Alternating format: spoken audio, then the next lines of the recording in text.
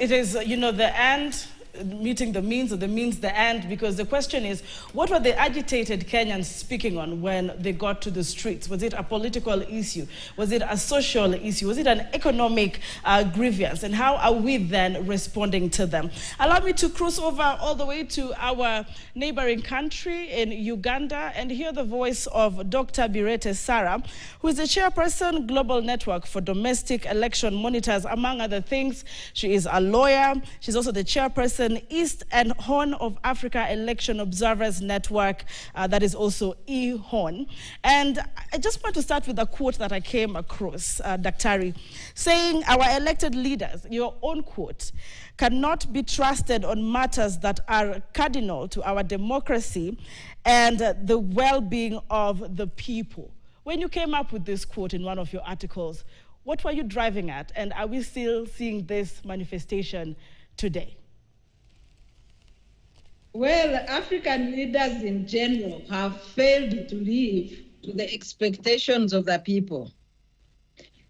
In many instances, Kenya inclusive, the African leaders have failed the test of fidelity with the Constitution. So when you have situations, and this does not discount the progress Kenya has made. We know that for Kenya, it's 2 steps forward and 1 step backward. And we still admire you. You are still the leaders of democracy in the region. And the challenges notwithstanding, you still have a more participatory governance compared to the other member states of the East African community. But what has failed leadership in Africa in general is the fidelity test when it comes to implementing the social contract with the people. They say one thing and implement another. So you cannot take their word to the bank, and that's why they cannot be trusted.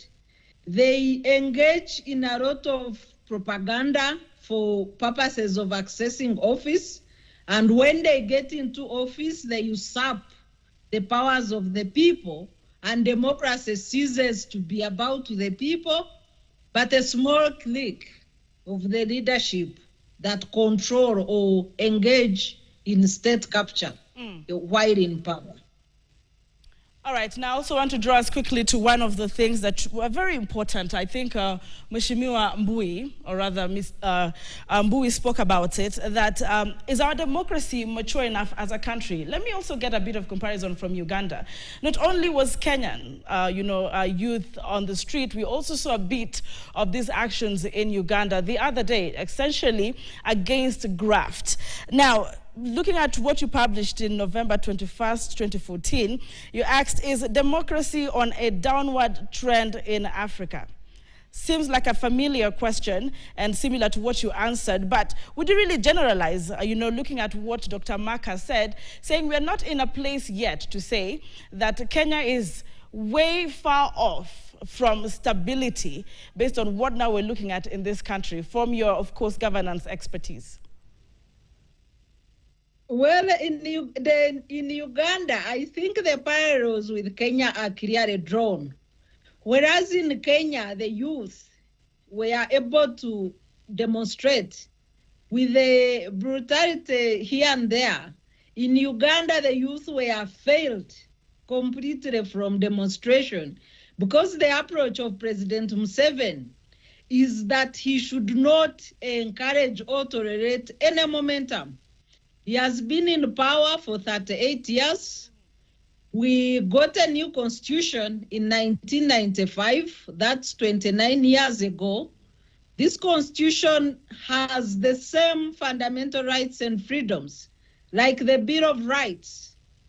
The same constitution, for example, has duties of a citizen, and among those duties is a duty to fight corruption.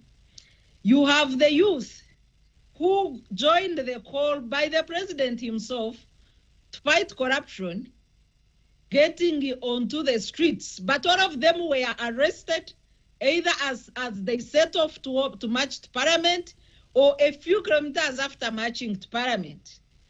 only about 10 youth were allowed to come near Parliament, and all of them were arrested. Some of them are speaking of torture. We had a total of 104 arrests, and about 15 have been granted bail so far, after spending in custody about 5 days. So these are the differences with Kenya. Whereas in Kenya, we saw the courts setting free young people, some without charge, others granted bail. In Uganda, we have a situation where even the state is proposing to change the charges from participating in unlawful assembly to more charges related to attempts to overthrow a government. And we are yet waiting to see what these new charges will be. Right. So in Uganda, we cannot enjoy any freedom to protest, whereas you in Kenya, you enjoy this freedom to protest. But I also know that a few of Kenyans lost their lives, and we send our condolences, and that was very unfortunate. Thank you very much for, of course, giving us that comparison. Let me come back to Mbui on this matter.